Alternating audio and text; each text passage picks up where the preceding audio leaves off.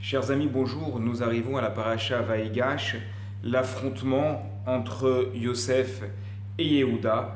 Et à ce moment-là du texte, lorsque Yehuda s'approche de Yosef pour lui parler, pour lui demander de libérer Binyamin qui avait été capturé à la fin de la paracha précédente, Yehuda ne sait pas à ce moment-là qui est en face de lui. Il a l'impression d'avoir un homme politique en face de lui, le conseiller principal, le premier ministre du pharaon.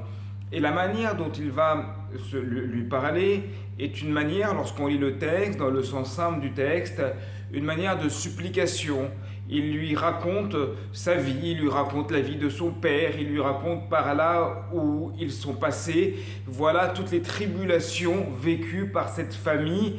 Et donc, je t'en conjure, en vertu de tout ce que nous avons subi, s'il te plaît, libère notre frère. Donc on a l'impression, lorsqu'on lit ce début de la paracha Vaïgash, qu'il y a des supplications de la part de Yehuda. Et pourtant, lorsqu'on arrive avec la lecture du commentaire de Rashi, on a l'impression que ce n'est pas le même texte que Rashi avait sous les yeux, puisqu'il nous dit au premier commentaire, il lui a parlé d'une manière dure.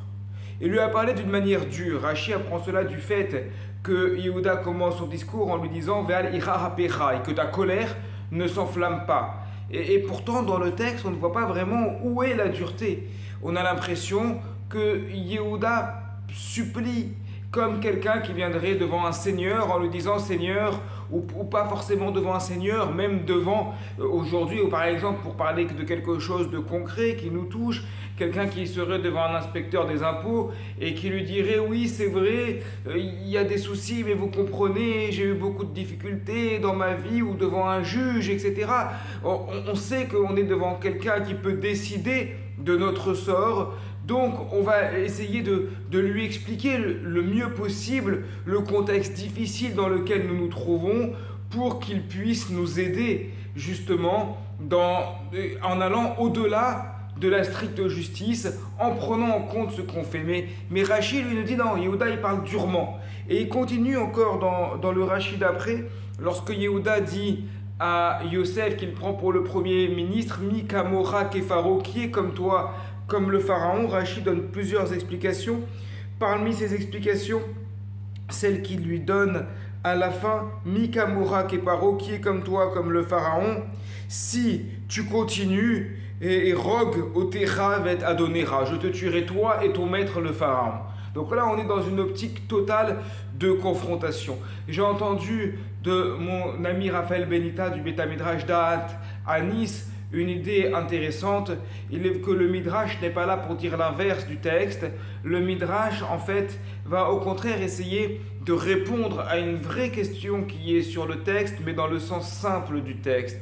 Dans le sens simple, le problème ici est que, en général, lorsqu'on va voir quelqu'un, eh bien, on ne va pas lui raconter tous nos problèmes. Parce que le fait de raconter ses problèmes, à moins que ce soit un ami proche, mais sinon ça n'intéresse pas vraiment les gens. Lorsqu'on raconte nos problèmes aux gens, ça ne les intéresse pas. Et si quelqu'un qu'on ne connaît pas vraiment vient nous voir pour nous raconter sa vie, on n'attend qu'une seule chose, on l'écoute d'une oreille polie, en attendant qu'il finisse de parler pour pouvoir passer à autre chose. Donc ici, quel est l'intérêt de Yehuda de raconter autant de choses comme ça au pharaon? C'est que derrière, il veut faire passer un message.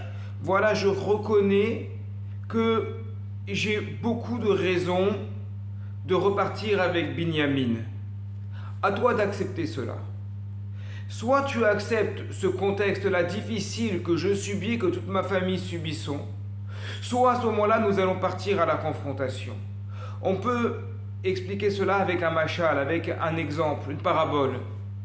Quelqu'un qui va voir son patron en lui disant « Je veux partir au chômage parce que je ne suis pas bien, je souffre d'anxiété, je ne suis pas à l'aise dans mon métier. » Et il raconte tous ses problèmes à son patron. D'une certaine manière, cela ressemble à une complainte. Mais d'un autre côté, lorsqu'on veut regarder derrière, il peut y avoir également une confrontation. Dans le sens, cher patron, prenez en compte mon problème personnel, car sinon cela va se terminer par un arrêt maladie qui est interminable, et là vous aurez vraiment un problème.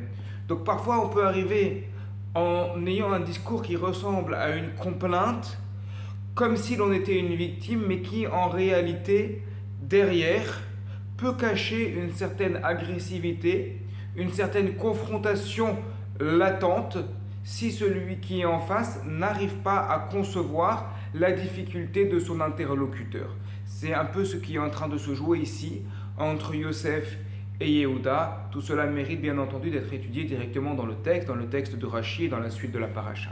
Shabbat Shalom à toutes et à tous.